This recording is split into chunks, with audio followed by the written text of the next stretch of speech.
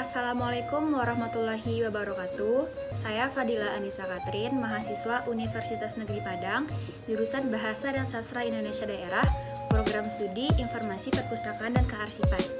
Baiklah, di video kali ini saya akan memaparkan materi tentang merancang skema klasifikasi arsip. Ini dia penjelasannya.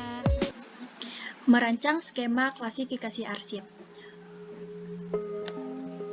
Arsip adalah catatan rekaman, kegiatan, atau sumber informasi dengan berbagai macam bentuk yang dibuat oleh lembaga, organisasi, maupun perseorangan dalam rangka pelaksanaan kegiatan. Arsip dapat berupa surat, warkat, akta, piagam, buku, dan sebagainya, yang dapat dijadikan sebuah bukti sahih untuk suatu tindakan dan keputusan. Dengan adanya perkembangan teknologi, arsip dapat berbentuk video, audio, dan digital. Selanjutnya ada pemberkasan arsip, yaitu cara atau metode penyimpanan arsip secara sistematis ke dalam peralatan menurut aturan yang telah direncanakan, termasuk proses penentuan indeks. Kode penyusunan dan penempatan arsip dengan cara sistematis sehingga dapat dengan mudah, cepat, dan tepat ditemukan bila diperlukan. Tujuannya adalah ketetapan dan kecepatan dalam penemuan kembali. Yang kedua, mengantisipasi adanya dokumen yang hilang. Yang ketiga, efisiensi dalam penggunaan ruangan dan peralatan. Yang keempat, mempermudah dalam pengusutan. Prosedur pemberkasan arsip yang pertama adalah membaca isi surat untuk menentukan isi ringkas, pemeriksaan, atau dengan disebut inspecting. Yang kedua, penentuan indeks subjek, kode klasifikasi arsip atau KKA, dan 1 tahun. Yang ketiga, pengindeksan atau indexing adalah kegiatan menetapkan kata tangkap dari arsip yang akan disimpan.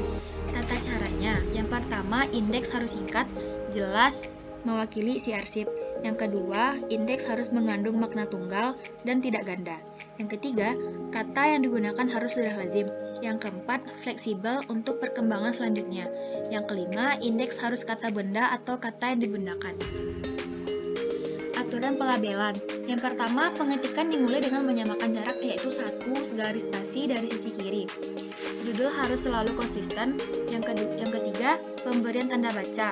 Yang keempat, nama dicetak dengan huruf besar semua atau huruf pertamanya saja. Yang kelima, judul dibuat sesingkat mungkin. Yang keenam, label dicantumkan di tab semua folder. Peralatannya, yang pertama tuh ada filing kabinet, yang kedua ada roll otak atau lemari, geser, yang ketiga ada sekat, yang keempat ada folder. Cara menentukan kode. Di sini saya menggunakan arsip ijazah saya sendiri, yaitu arsip substantif. Pemberian kodenya yaitu PP atau Perkuliahan Penyelenggara Pendidikan, 03 ijazah atau transkrip, 00 ijazah. Jadi yaitu PP 03.00 ijazah yaitu adalah kodenya.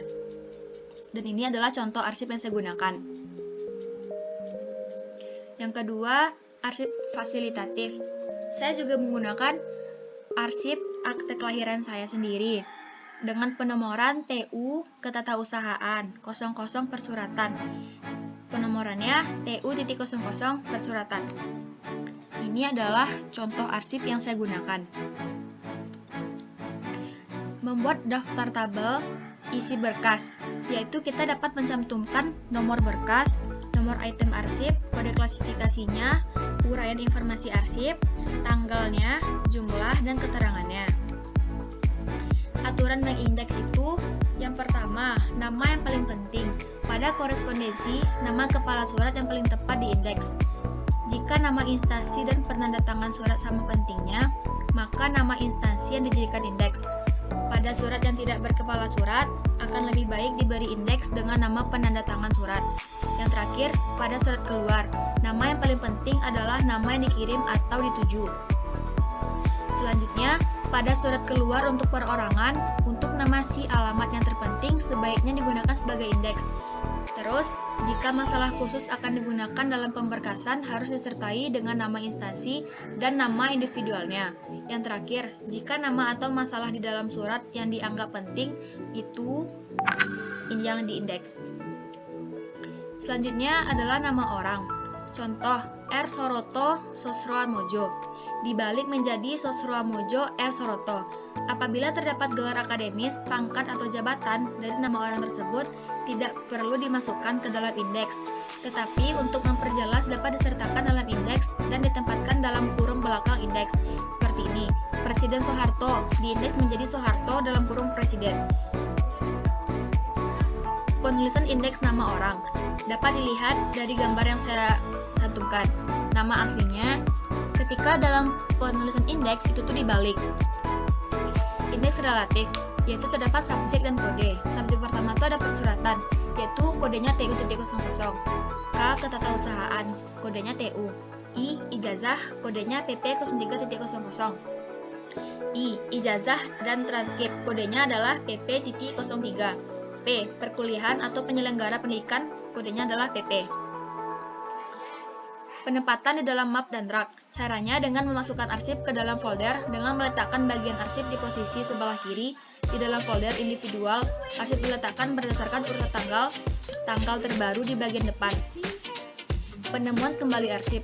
Arsip yang sudah lama tersimpan di lemari arsip akan dapat dengan cepat dan mudah menemukannya kembali dengan cara-cara sebagai berikut.